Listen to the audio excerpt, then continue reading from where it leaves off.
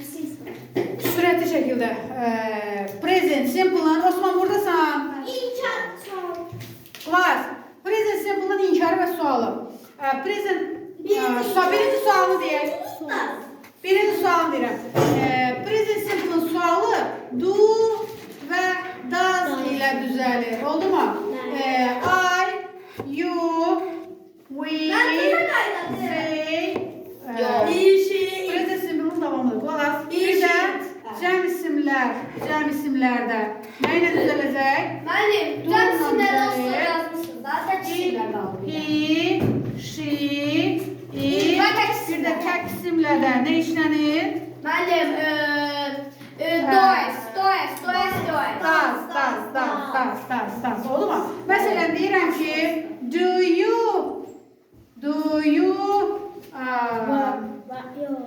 go to school? Do you go to school? Do you go to school? Oldu mu? Sual işarəsi. Oldu mu? Do the children. Məsələn, do the children speak English. Oldu. Sual işarəsi. Bax. Elə bir ki, cümlənin bax, the children speak English. Bu təsdiqdir. Uşaqlar ingiliscə danışır. Bu təsdiqdir. Əvvəldə do artırırsan olur sual forması. Do the children. Bəli, bax, I, you, we, they, bir də cəm isimlərdə I sal, do-nu düzəlir. Ama tek isimlerde does. Aha, məsəl üçün, tutab ki, does she sing? Ha? Burada bir şey var. Osman buradasan. Bir dəqiqə. Ay, baba bir dəqiqə. Biz təsdiqdə nə demişdik? Demişdik ki, he, she, itdə, bir də tək isimlərdə feili s artırılır demişdik. Elə deyil. Sualda, yəni does olanda, cümlədə does olanda s atılır artıq. Elə ki, bu demişdik, he, she, it özü fərqli aparır. Bir dəqiqə, cümlələri bitireyim. Yox. Osman yazdıracağım. Osman qulağın məndə olsun.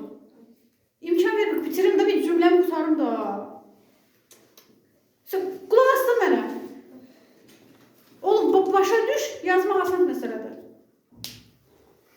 İkinci dəfə təkrar oxuna, nə olar? She sings demişdik, təsdiqdə. S olur demişdik, S artırıq demişdik. Amma sualda həmin S atırıq. Və he, she, it özünü fərqli aparmaq üçün təsdiqdə S artırıq, elə deyil. İndi burada does fərqlidir axı. Bunlardan fərqlidir. Ona görə daha burada S-ə ehtiyacı yoxdur. Deyirək, şanslı da fərqli, yenə fərqliyəm da. Mən buradaki S yoxdur. Bunu silirim, mən do-yu artırdım. Bəli, burada ES var da, ona görə bəli. Oradan S-i atır. Aydındır. Aferin. Və yaxud da does the boy swim. Swim neydi? Swim, yüzmək. Bax, the boy, indi bu təsdiq olsaydı nə olacaqdı? The boy swim. Hə, nə olacaqdı? Oğlan yüzür. Aferin. Swims olmalıydı, elə deyil. Ama sual olduğuna göre S silinir mi? Sual olur. Ayrıldı Osman. Osman özü. Osman ne lazım? Bir dəqiqə.